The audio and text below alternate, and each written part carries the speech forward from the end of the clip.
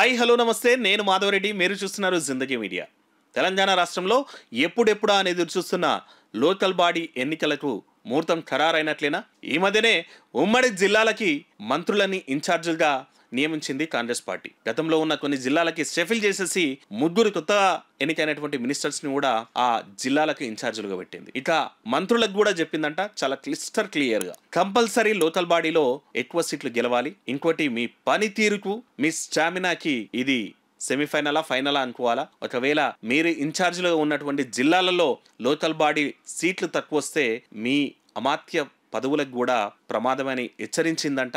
ఇట్లాంటి పరిస్థితుల్లోనే ఇంకా ఆల్మోస్ట్ దగ్గరకు వచ్చేసినాం మనం అని చెప్పేసి దానికి సూచకంగా రైతు భరోసా, యువ వికాసం ఇట్లాంటి స్కీమ్స్ కి కూడా ఫండ్ కలెక్ట్ చేసేసి ఇక అకౌంట్లలో విడుదల చేసేందుకు సర్వం సిద్ధం చేసింది ప్రభుత్వం. మరి ఇప్పటికిప్పుడు లోకల్ బాడీ ఎలక్షన్స్ జరుగుతుంటే ఏ పార్టీకి అధికార పార్టీకి ప్లస్ గానుందా, లేదంటే బీఆర్ఎస్ పార్టీ ఎందుకంటే వాళ్ళు ఇచ్చినటువంటి చాలా స్కీమ్స్ ఇప్పటికీ మెజార్టీ స్కీమ్స్ ప్రజలకు అందలేదని ప్రతిపక్షాలు ఆరోపిస్తున్నటువంటి వేళ ప్రతిపక్షాలకు ఏమన్నా బలం కానుందా? మనతో పాటు డిస్కస్ చేయడానికి senior journalist political analyst Pradeep Reddy గారు ఉన్నారు. నమస్తే ప్రదీప్ రెడ్డి. నమస్తే మాధవ్. సో దాదాపు 1.5 year 1.5 year అయింది. అంటే సర్పంచ్ వైపు 1.5 year అయింది. ఎంపీటీసీ జెడ్పీటీసీ కూడా 1 year అయింది. 1 year అవుతుంది. ఇట్లాంటి సందర్భంలో లోకల్ బాడీలు ఆల్మోస్ట్ అంటే నిన్న మొన్న మంత్రులు కూడా ఆ టంగ్ అయితే స్లిప్ అయినరని చెప్పేసి పీసీసీ కొంచెం సీరియస్ అయ్యిందంట. మరి ఆ టంగ్ స్లిప్లోనే ఇన్ఫర్మేషన్ అయితే ఉంది అనుకోవచ్చా? అంటే ఇప్పుడు ఖచ్చితంగా ఎలక్షన్లు పెట్టే సిచ్యువేషన్ ఉంది అననికైతే మనకు కొన్ని సిగ్నల్స్ వస్తున్నాయి. ఒకటి రైతు భరోసా. మామూలుగా గతంలో కూడా వచ్చినాం, కేసీఆర్ గారి గవర్నమెంట్ ఉన్నప్పుడు కూడా ఎలక్షన్ల ముందు అప్పుడు రైతు భరోసా చేసినటువంటి సందర్భాలు ఉన్నాయి. ఇప్పుడు కూడా లోకల్ బాడీ ఎలక్షన్లు వస్తున్నాయి కాబట్టి ఆల్రెడీ రైతు భరోసా వేస్తున్నారు, స్టార్ట్ కూడా చేసారు. అవి ఒక 1 weekలోనే ఇప్పుడు రైతు భరోసా కంప్లీట్ చేసి ఖచ్చితంగా ఎలక్షన్లకు పోయేటువంటి అవకాశమే ఎక్కువ ఉంది. ఎలక్షన్లకు వస్తాయి కంపల్సరీ. మరి ఎలక్షన్లు వస్తాయి కానీ మరి ఇప్పుడు ఉన్నటువంటి పరిస్థితుల్లో కాంగ్రెస్ గవర్నమెంట్కు పాజిటివ్ అవుతుందా నెగిటివ్ అవుతుందా అనేది మనం మాట్లాడుకోవాలి. నిజంగా ఇప్పుడు ఉన్నటువంటి పరిస్థితుల్లో చూస్తే ఎలక్షన్లు ఇంత ప్రోలాంగ్ చేసి లేట్ చేసి కాంగ్రెస్ ప్రభుత్వం తప్పడుగు వేసిందని అనుకుంటున్నారు జనాలు కూడా. చాలా మంది అనుకుంటున్నారు, వాళ్ళ సొంత పార్టీ నేతలు కూడా అదే దృష్టితో ఉన్నారు. ఎందుకంటే అప్పుడే సర్పంచ్ ఎలక్షన్లు లాస్ట్ ఎప్పుడు 2023 డిసెంబర్లో ఎలక్షన్లు అయిపోయినాయి. 2024 జనవరిలో వీళ్ళది టైం అయిపోయింది సర్పంచ్ లో. ఇమీడియట్ గా ఫిబ్రవరి మార్చిలో పెట్టుండే అంటే అప్పుడు పార్లమెంట్ ఎలక్షన్స్ ఉండే కదా. పార్లమెంట్ ఎలక్షన్లు ఏప్రిల్లో ఉండే. వీళ్ళకి మధ్యలో 2-3 నెలలు గ్యాప్ వచ్చింది.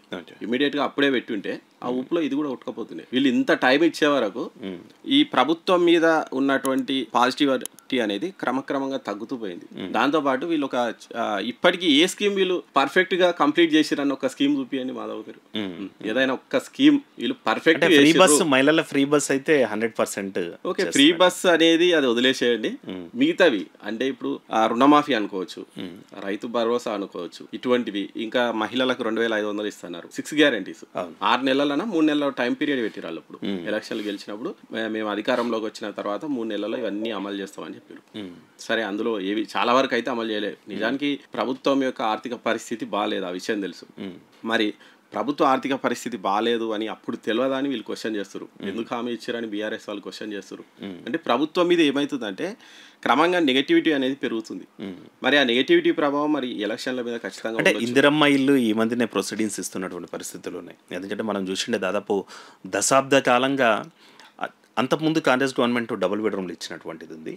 సో మళ్ళీ కేసీఆర్ గారు వచ్చిన తర్వాత అల్లుడు వస్తే ఎడబడుకోవాలి, కాలు కూడా సాప్కోనికి లేవు ఇల్లు అన్నటువంటి కేసీఆర్ గారు ఎక్కడ కూడా డబుల్ బెడ్రూమ్లు ఇయ్యలేదు. కానీ మళ్ళీ ఈరోజు కాంగ్రెస్ పార్టీ వచ్చిన తర్వాత సో ఇందిరమ్మ ఇల్లు అయితే ప్రొసీడింగ్స్ ఇస్తున్నారు. ఆల్రెడీ ఫస్ట్ ఫేజ్ సంబంధించినటువంటివి వర్క్ కూడా నడుస్తున్నటువంటి పరిస్థితులు ఉన్నాయి. అదొకటి ఇస్తున్నట్టే.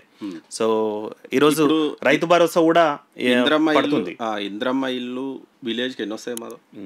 అంటే వాళ్ళు ఏమన్నారంటే బేసిక్గా ఎవరైతే నిజమైన అర్హులు ఉన్నారో, ఎవరికైతే నిజమైన అర్హత ఉందో వాళ్ళకే ఇస్తామని. నిజంగా ఇందిరమ్మ ఇల్లు వీళ్ళు ప్రొసీడింగ్స్ ఇస్తున్నారు. కానీ వీళ్ళు ఒక చిన్న మెలిక పెట్టారు. 600 SFT కంటే ఎక్కువ కట్టుకుంటే మేము ఇవ్వము అని చెప్పారు. నిజంగా 600 SFTలో ఇల్లు అయ్యే పరిస్థితి ఉందా? 600 SFTలో అంటే పేదోళ్ళ ఇల్లు అయితే అవుతుంది, సఫిషియెంట్ గా అయితే ఉంటుంది. మరి పెద్ద అయితే రాదు. ఎక్కువ కట్టుకొని వాళ్ళ ఇష్టం అది. అదే వాళ్ళు పేదోళ్ళు అప్పు చేసో కొంచెం పెద్దగా కట్టుకుంటారు. మీరు ఇవ్వండి, మీరు 5 లక్షలు ఇస్తున్నారు, ఇచ్చేస్తే అయిపోతుంది. అక్కడ ఒకటి మళ్ళీ పేదోళ్ళని ఎందుకు ఇబ్బందులు పెట్టాలి, అప్పుల పాలు చేయాలన్న ఇదొక చిన్న మైనస్ అయ్యే ఛాన్స్ ఉంటుంది. ప్లస్ మీరు అన్నట్టు రైతు భరోసా రేవంత్ రెడ్డి సర్కార్ వచ్చిన తర్వాత ఇది 4వ రైతు భరోసా. 4 సార్లు వేయాలి ఇప్పటికి.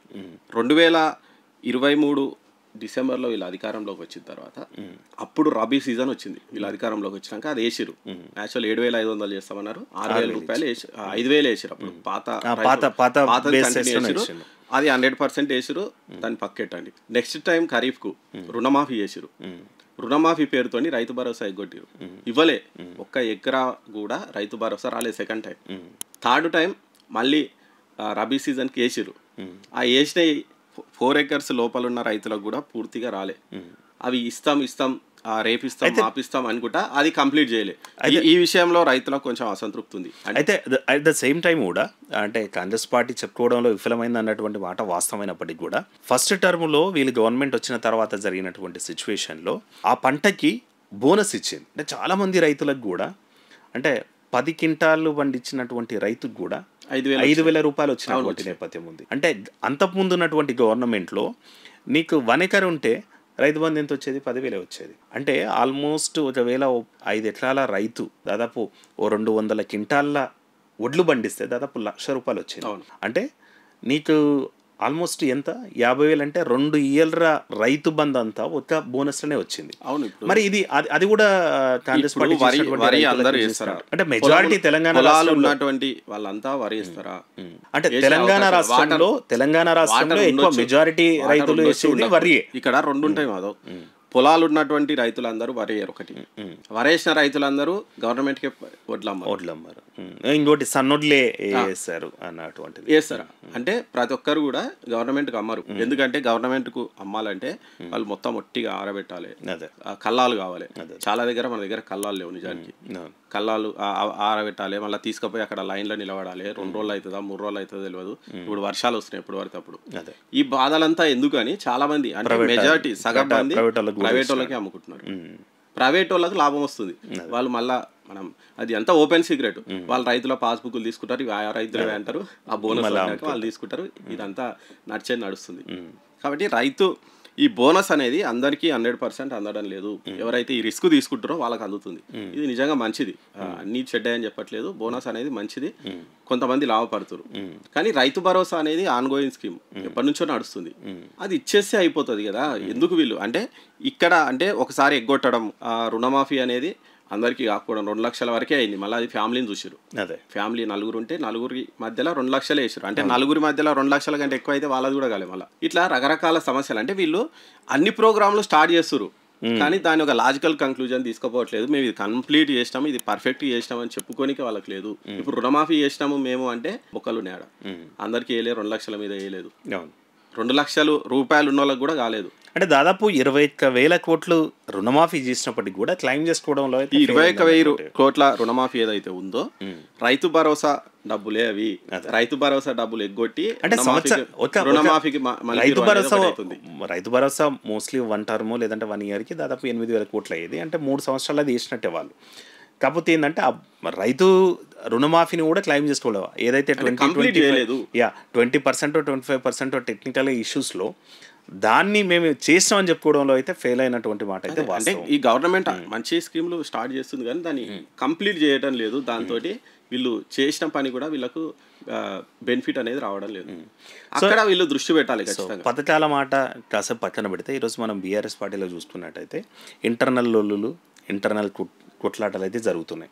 ఇట్లాంటి పరిస్థితుల్లో వాళ్ళంతా బీఆర్ఎస్ పార్టీ లుకలుకలు కాంగ్రెస్ పార్టీకి కలిసి వచ్చే అవకాశం లేదంటారా? నిజానికి మొన్న కవిత ఇష్యూ ఏదైతే వచ్చిందో మీరు అన్నట్టు కవిత గారు ఎవరైతే కేసీఆర్ గారు కూతురు కవిత గారు ఎవరైతే ఉన్నారో మొన్న మాట్లాడినటువంటి మాటలు కొంచెం డ్యామేజ్ చేసినటువంటి మాట వాస్తవం. కాకపోతే ఇప్పుడు కవిత కూడా మళ్ళీ సైలెంట్ అయిపోయారు. అంటే జస్ట్ టీ కప్పులో తుఫాన్ లాగా ఒక 3-4 రోజులు అయితే హడావిడి అయింది. ఇప్పుడు అంతా సైలెంట్ అయిపోయింది.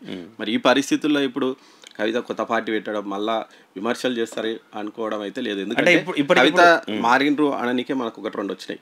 మొన్న కేసీఆర్ గారు కాళేశ్వరం విచారణకు పోయినప్పుడు ధర్నా చేసింది. రెండోది మా పార్టీ వర్కింగ్ ప్రెసిడెంట్ ఎట్లా తిరుగుతారు అన్నటువంటి కామెంట్లు కూడా చేస్తారు.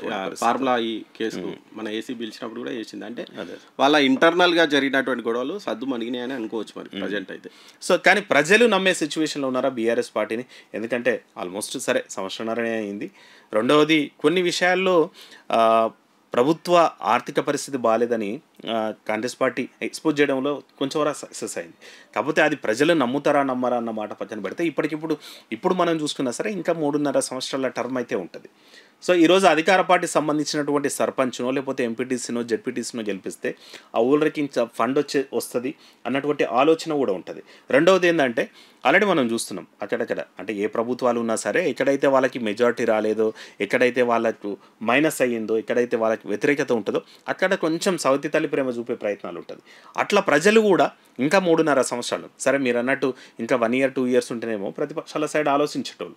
కానీ ఈరోజు ఆల్మోస్ట్ 3.5 సంవత్సరాల టర్మ్ ఉంది కదా, అధికార పార్టీని కాదని ప్రజలు మీరు అన్నట్టు ఇది గనక అంటే ఈ స్కీమ్లు అమలు చేయకపోవడం ఇవన్నీ పక్కకు పెడితే మీరు అన్నట్టు ఇది గనక వాళ్ళు పార్టీ వాళ్ళు ఎవరైతే గవర్నమెంట్ వాళ్ళు ఇది ముందుకు తీసుకుపోగలిగితే వాళ్ళకి పాజిటివ్ అయ్యే అవకాశం ఉంది. ఎందుకంటే జనాలు ఆలోచిస్తారు, సరే ఇప్పుడు మళ్ళీ ఆపోజిట్ వాళ్ళని గెలిపిస్తే మళ్ళీ వాళ్ళకి ఫండ్స్ వస్తాయి రావో ఇవన్నీ ఆలోచించి ఇక్కడ ఓట్లేసేటువంటి అవకాశం అయితే ఉంది. వీళ్ళు ఇది బలంగా తీసుకుపోగలగాలి. కానీ దీన్ని మనం ఖచ్చితంగా ఇప్పుడు కనుక కాంగ్రెస్ పార్టీకి మంచి మెజారిటీ సాధిస్తే మంచి సీట్లు వస్తే ఇక అంతా ఆల్ గుడ్ అనుకోవడానికి అయితే లేదు. ఇది వర్కౌట్ కావచ్చు. మీరు అన్నట్టు 3.5 సంవత్సరాలు వాళ్ళకి పీరియడ్ ఉంది కాబట్టి వాళ్ళ సైడ్ వేస్తే మనకు పాజిటివ్ అవుతుంది అని అనుకొని వేస్తే ఇది పాజిటివ్ అవుతుంది. ఇక్కడ ఇంకో ప్రమాదం కూడా ఉంది, వీళ్ళు ఏ స్కీమ్లు అమలు చేయడం లేదు, లేకుంటే కొంచెం వ్యతిరేకత ఉంది, పని సరిగా చేయట్లేదు, వీళ్ళకి ఒక షాక్ ఇవ్వాలి అన్న ఆలోచన, షాక్ ఇస్తేనే వీళ్ళు మారుతారు అనుకొని కనుక ప్రజల్లో అంటే వీళ్ళు బీఆర్ఎస్ వాళ్ళు ఇది తీసుకుపోతారు ఖచ్చితంగా. వీళ్ళకి పాజిటివ్ ఉంది, వాళ్ళకి పాజిటివ్ ఉంది. వీళ్ళు ఏం చేస్తారు, ఇంకా 3.5 ఏళ్ళు మేమే ఉంటాం కాబట్టి మాకు ఓట్లేయండి అని వీళ్ళు అడుగుతారు. బీఆర్ఎస్ వాళ్ళు ఏం చేస్తారు, వీళ్ళు సరిగా పని చేయట్లేదు, ఇప్పుడు గెలిపిస్తే ఇంకా ఆయనతో పని చేయరు మీరు, వాళ్ళు షాక్ ఇవ్వండి అనే కనుక వీళ్ళు తీసుకోపోతే వాళ్ళకి పాజిటివ్ కావచ్చు. ఏదేమైనప్పటికీ ఇప్పుడు వచ్చేటువంటి ఈ ఎలక్షన్లలో మాత్రం మనకు జనాల మైండ్ ఏంటి అనేది అయితే మనకు సూచాయిగా ఖచ్చితంగా తెలుసు. అంటే ఇవి సెమీఫైనల్స్ ఫైనల్స్ అని చెప్పలేం కానీ ఈ 1.5 year లో ప్రభుత్వం మంచిగా పని చేసిందా లేదా అంటే ఒకవేళ టైట్ ఫైట్ అయింది అనుకోండి ఖచ్చితంగా గవర్నమెంట్కు దెబ్బ, లేదు ఫుల్ క్లియర్ మెజారిటీ వచ్చింది అంటే మన ఎంపీ ఎలక్షన్ల లాగా అయితే మాత్రం అది ప్రతిపక్షానికి దెబ్బ. అంటే వీళ్ళు కూడా చెప్పుకోనికి ఏముండదు, ఇన్ని రోజులు ప్రజల్లో వ్యతిరేకత ఉంది, ప్రజల్లో వ్యతిరేకత వచ్చింది, మీ పని అయిపోయిందని బీఆర్ఎస్ వాళ్ళు ఏదైతే చెప్తున్నారో అది మళ్ళీ వాళ్ళకు చెప్పుకోవడానికి ఉండదు.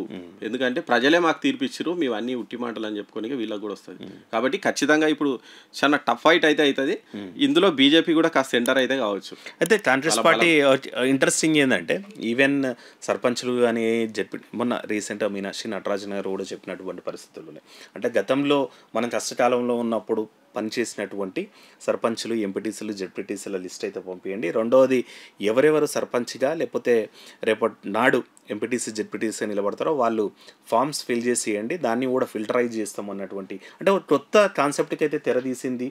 అంటే కేపబిలిటీ లేదంటే గెలిచే లీడర్కే టికెట్లు ఇస్తామన్నటువంటిది ఎమ్మెల్యే సీట్లప్పుడు కూడా మనం అట్లే చూసండి, గెలుపురాలకి ఇస్తామన్నటువంటి కాంగ్రెస్. సో మళ్ళీ అట్లాంటిది ఏమైనా వర్కౌట్ అయ్యే ఛాన్స్ లేదు. పార్టీ గతంలో ఒక 10 ఏళ్ళ అధికారంలో లేదు, చాలా ఇబ్బందులు పడ్డారు. అప్పుడు కాంగ్రెస్ అంటే చాలా మంది పార్టీ మారినటువంటి నేతలు ఉన్నటువంటి సందర్భంలో కూడా కొంతమంది కరడు అంటే వాళ్ళు హార్డ్ కోర్ కాంగ్రెస్ వాళ్ళు ఎవరైతే ఉన్నారో వాళ్ళు పార్టీ కోసం కష్టపడ్డారు. ఖచ్చితంగా వాళ్ళని గుర్తించాలి. వాళ్ళని గుర్తించకుండా ఇప్పుడు వచ్చినటువంటి వాళ్ళకి టికెట్లు ఇస్తే వాళ్ళు హట్ అవుతారు ఖచ్చితంగా. అంటే నెక్స్ట్ తర్వాత కూడా ఎఫెక్ట్ పడే అవకాశం ఉంది. ఎవరైతే వలస వచ్చిర్రో మళ్ళీ అధికారం పోతే వాళ్ళు వలస పోతారు, వాళ్ళని నమ్మే పరిస్థితి ఉండదు. పార్టీ అధికారంలోకి వచ్చిన వలస వేరు, పార్టీ ఎలక్షన్స్ ముందు అలా వలస వచ్చడం వేరు. అది సో మరి దాన్ని బేరీజ్ చేసుకోవచ్చు. అయితే కాంగ్రెస్ పార్టీ మళ్ళీ ఇప్పుడు ఈ 42% రిజర్వేషన్ అనేటువంటి కాన్సెప్ట్ అయితే తెచ్చింది బీసీలకి. మరి అది ఎంతవరకు వర్కౌట్ అవుతుంది అని 42% రిజర్వేషన్ వాళ్ళు పార్టీ పరంగా ఇవ్వాల్సిందే. ఎందుకంటే ఇప్పుడు వీళ్ళు బిల్లు చేసి అటు పంపినా ఇప్పుడు రాజ్యాంగ సవరణ అవసరం కాబట్టి అది చేయరు ఇప్పుడు. ఎందుకంటే సెంట్రల్ గవర్నమెంట్ కూడా మళ్ళీ కులగణన అవి చేస్తున్నాయి, అవి కంప్లీట్ అయిన తర్వాత ఏమైనా చేస్తారేమో కానీ ఇప్పుడు అయ్యేటువంటి పరిస్థితి లేదు. అది వాళ్ళకు కూడా క్లారిటీ 2027 ఇచ్చిండ్రు వాళ్ళకు కూడా క్లారిటీ ఉంది. కాబట్టి గవర్నమెంట్ పరంగా అది రాకపోవచ్చు, పార్టీ పరంగా వీళ్ళు ఏమైనా పార్టీ పరంగా 42% ఇస్తే అది ప్లస్ అయ్యే అవకాశం ఉందా లేదా అనేది మనం చెప్పలేము. ఎందుకంటే అక్కడ క్యాండిడేట్ను బట్టి ఓట్లేసే పరిస్థితి. కాబట్టి వీళ్ళు 42% కోసము ఒక వీక్ క్యాండిడేట్ను వీళ్ళు నిలబెడితే అక్కడ వాళ్ళు బలంగా ఉంటే వాళ్ళు గెలిచే అవకాశం ఉంటుంది. కాబట్టి ఇది ఖచ్చితంగా వర్కౌట్ అవుతుంది. బలమైన క్యాండిడేట్ని పెట్టిండ్రు అనుకుందాం ఫర్ ఎగ్జాంపుల్. అట్లా బలమైన క్యాండిడేట్ను పెడితే వర్కౌట్ కావచ్చు. వీళ్ళు తీసుకుపోవాలి, మేము బీసీలకు న్యాయం చేస్తున్నామని వీళ్ళు తీసుకుపోయి గ్రౌండ్ లెవెల్ వరకు తీసుకుపోయి నిజానికి వీళ్ళు కార్యకర్తలు గట్టిగా పనిచేయాలి. ఇప్పుడు అదే వీళ్ళు ఎంత చెప్పుకున్నా కానీ కార్యకర్తలు చాలా గట్టిగా పనిచేయాలి. ఇప్పుడు బీఆర్ఎస్ వాళ్ళు చేసినంత ఉత్సాహంగా కాంగ్రెస్ వాళ్ళు చేయట్లేదేమో అని అయితే అనిపిస్తుంది నిజంగా. ఎందుకంటే వీళ్ళు అధికారంలో ఉన్నారు, చెప్పుకోవట్లేదు. కనీసం మేము ఈ ప్రోగ్రామ్ చేసినాము, మేము ఇప్పటికీ మీకు సబ్సిడీ సిలిండర్ ఇస్తున్నాము, 500 సిలిండర్ ఇస్తున్నాము, ఉచిత కరెంట్ ఇస్తున్నాము, లేకుంటే ఫ్రీ బస్ ఇస్తున్నాము అని కనీసం అంటే మీకు ఒక్కొక్కరికి చిన్న చెప్పాలి. ఇగో మీకు గవర్నమెంట్ వచ్చినందుకు మీకు ఇన్ని 10 సిలిండర్లు వచ్చినాయి, ఒక్కో సిలిండర్ మీద 300-3,000 రూపాయలు మీకు వచ్చినాయి అని చెప్పుకోగలగాలి. ఉచిత కరెంట్ 200 రూపాయలు, 200 యూనిట్ల వరకు ఫ్రీ, మీకు నెలకు 300-400 కరెంట్ బిల్ వస్తుంది. మేము వచ్చినాం 15 నెలల, ఇంత లాభం అయింది, 5,000 రూపాయలు లాభం అయింది, ఇంత చేసినాం. ఫ్రీ బస్సు మీకు ఒక్కరు ఇట్లా పోతే ఇంత లాభం అయిందని చెప్పుకునేటోళ్ళు లేరు. వీళ్ళు అంటే గ్రౌండ్ లెవెల్కి వెళ్ళి జనాలల్లో వీళ్ళు చర్చ పెట్టి అరే నిజంగానే గవర్నమెంట్ పనిచేసింది అని చెప్పుకోదగ్గటువంటి కార్యకర్తలు చాలా డెడికేటెడ్గా పనిచేయట్లేదేమో అనిపిస్తుంది. అందుకే ఈ వ్యతిరేకత అనేది ఎందుకు వస్తుంది అంటే బీఆర్ఎస్ వాళ్ళు దాన్ని చర్చ పెడుతున్నారు, కాంగ్రెస్ వాళ్ళు చర్చ పెట్టలేకపోతున్నారు. అంటే ఏంటంటే అదే ఇప్పుడు ఫర్ ఎగ్జాంపుల్ ఓల్డ్గా తీసుకున్నట్టయితే 100% తీసుకుంటే దాంట్లో 70% వస్తే ఆ 20-30% కాంగ్రెస్ వాళ్ళు కూడా ఉన్నటువంటి పరిస్థితులు ఎవరైనా ప్రశ్నలు ఏమనెత్తితే అట్లీస్ట్ నీకే రాలేదు నువ్వేం మాట చెప్తావు అంటే అక్కడ తడబాటు అనేటువంటిది కనిపిస్తుంది. అదే దాన్ని రెక్టిఫై చేసుకోగలగాలి, దాన్ని జస్టిఫై చేసుకోగలగాలి. అవును నాకు రాలేదు, వీళ్ళకి రాలేదు, ఇది కారణం రాకపోనికే అంటే మా గవర్నమెంట్ చాలా కరెక్ట్గా పనిచేస్తుంది, ఎవరు అర్హులో వాళ్ళకే ఇస్తుంది, అనర్హులకు ఇస్తలేదని చెప్పుకోవచ్చు కదా. ఆ పార్టీ ఈ పార్టీ అని చూడట్లేదు, అందరికీ ఇస్తుంది. ఇదిగో నాకు కూడా రాలేదు, నేను అనర్హుని కాబట్టి రాలేదు, నేను పార్టీ రాలేదు, నేను పార్టీ వాడిని అయితే నేను తెచ్చుకుంటుంది కదా, మా పాలనలో ఇవన్నీ జరగట్లేదు, చాలా క్లియర్ గా నడుస్తుంది, అవినీతి లేదని చెప్పుకోగలగాలి. దాన్ని కూడా పాజిటివ్ చేసుకోవచ్చు కదా, అది వాళ్ళు చేసుకోలేకపోతున్నారు. బీజేపీకి ఏమన్నా ఈసారి స్కోప్, బీజేపీకి గ్రామాలలో పెద్ద పట్టు అయితే లేదు నిజానికి. కాబట్టి ఈ లోకల్ బాడీ ఎలక్షన్లలో కొన్ని ప్లేస్లలో వాళ్ళు ఏమైనా ప్రభావం చూపొచ్చు, కానీ ఏదో బీభత్సంగా వచ్చే, ఎందుకంటే మున్సిపల్ ఎలక్షన్లలో ఉమ్మడి మహబూబ్ నా చూసుకున్నట్టయితే బీజేపీ మున్సిపల్ అది ప్యూర్గా లోతలే. ఇప్పుడు నార్త్ తెలంగాణ చూసుకున్నప్పటికీ కూడా మొన్న రెండు ఎమ్మెల్సీలు కూడా బీజేపీకి వచ్చినటువంటి పరిస్థితి, అది కూడా లోకల్ అంటే గ్రామీణ పరిస్థితులు. ఉత్తర తెలంగాణలో కొంచెం వరకు ప్రభావం చూపొచ్చు, దక్షిణ తెలంగాణలో నేను చూపుతుందని అయితే అనుకోవట్లేదు. ఉత్తర తెలంగాణలో కొంచెం ఎఫెక్ట్ ఉండొచ్చు, కాకపోతే వాళ్ళు జెడ్పీ చైర్మన్ పీఠాలు గెలుచుకుంటంత ఉండకపోవచ్చు. అంటే ఆదిలాబాద్ నిజామాబాద్లో కొంచెం ఛాన్స్ ఉంది, కానీ బీజేపీ వాళ్ళు ఎందుకో వాళ్ళు కూడా డల్ అయిపోయారు, అంటే యాక్టివ్గా అయితే లేరు. మరి ఇప్పుడు తెలుస్తుంది. కాకపోతే మున్సిపల్ ఎలక్షన్లలో బీజేపీ ఎఫెక్ట్ అయితే ఖచ్చితంగా ఉండొచ్చు, ఎందుకంటే అవి పట్టణీకరణ ఉన్నటువంటి ప్రాంతాల్లో బీజేపీ తమ ప్రభావం ఉంటుంది, ఎఫెక్ట్ ఉండే అవకాశం అయితే ఉంటుంది బీజేపీ. మొత్తం మీద కాంగ్రెస్ పార్టీకి ఎంత పర్సెంటేజ్ ఆఫ్ లోకల్ బాడీ వచ్చేటువంటి ఛాన్స్ ఉంటుంది, బీఆర్ఎస్ బీజేపీలోకి ఎంతవరకు వచ్చే? నిజానికి కాంగ్రెస్ పార్టీకి గతంలో బీఆర్ఎస్ గవర్నమెంట్ ఉన్నప్పుడు చేసినటువంటి వర్క్ వీళ్ళు కూడా చేస్తే వీళ్ళకి 100% రావాలి. మొత్తం ఉన్న జెడ్పీలన్నీ వీళ్ళే చేసుకోవాలి నిజానికి. కానీ అట్లా సర్పంచ్లు కానీ జెడ్పీలు, సర్పంచ్లు అంటే పార్టీ పరంగా ఉండవు, సరే ఎవరు గెలిచినా అని మావాడని చెప్పుకోవచ్చు. తర్వాత ఎంపీపీలు, తర్వాత జెడ్పీటీసీ, అవి మాత్రం క్లారిటీ ఉంటుంది. కాబట్టి వీళ్ళు చేస్తే మొత్తం 100% జెడ్పీలు వీళ్ళు కైవసం చేసుకోవాలి. ఎంపీపీలు కూడా మెజార్టీ వీళ్ళు అంటే 80% వరకు వీళ్ళు కైవసం చేసుకుంటే వీళ్ళు కరెక్ట్గా పనిచేసినట్లు లెక్క. ఇక అందులో కొన్ని జెడ్పీలు పోయినాయి, ఎంపీపీలు కూడా టఫ్ వచ్చినాయి అంటే మాత్రం వీళ్ళు ఖచ్చితంగా ఆత్మవిమర్శ చేసుకోవాలి. వీళ్ళు ఇందాక మనం ఏవైతే మాట్లాడుకున్నామో ఆ పర్ఫెక్ట్గా జనాల్లోకి వెళ్ళకపోవడము, అన్ని పథకాలు ఏ పథకం స్టార్ట్ చేసినా దాన్ని లాజికల్ కంక్లూజన్ తీసుకుపోకపోవడం, ఇది మైనస్ అయితే అయి ఉండొచ్చు ఖచ్చితంగా. అంటే ఇప్పుడు అంటే ఎక్కడనో ఏదో మిస్ అవుతుంది, అదే పార్టీకి గవర్నమెంట్కు మధ్యలో ఏదో మిస్ అవుతుంది, యాక్టివ్గా పనిచేయడం లేదు అని అయితే జనాలలో కూడా ఒక అసంతృప్తి అయితే ఉంది. మరి అది మనకి ఇందులో అవుతుందా లేదంటే మరి బీఆర్ఎస్ నిజంగానే పుంజుకుంటుందా అనేది అయితే మనం చూడాలి. నిజంగా బీఆర్ఎస్ చెప్తున్నట్టు ప్రభుత్వ వ్యతిరేకత ఉందా లేదు, అసలు అంతా అబద్ధ ప్రచారం అని కాంగ్రెస్ వాళ్ళు చెప్పిందే నిజమవుతుంది అనేది మనకు జస్ట్ 1-2 మంత్స్లో అయితే క్లారిటీ వస్తుంది.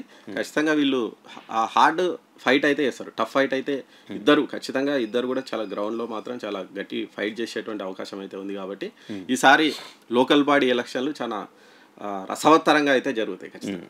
సో మొత్తం మీద అయితే ఇది ఈ డిస్కషన్ లోకల్ బాడీ ఎప్పుడు కూడా అధికార పార్టీకి పాజిటివ్ ఉండాలి, కానీ ఇప్పుడున్నటువంటి పరిస్థితుల్లో మరి నిజంగా అధికార పార్టీకి పాజిటివ్ ఉంటుందా లేదంటే ప్రతిపక్షం ఈసారి గట్టి పోటీ ఇస్తుందా అంటే మనం ఇంకొన్ని రోజులు వెయిట్ చేయాల్సిందే. థ్యాంక్ యూ ప్రదీప్ రెడ్డి గారు. Okay, thank you.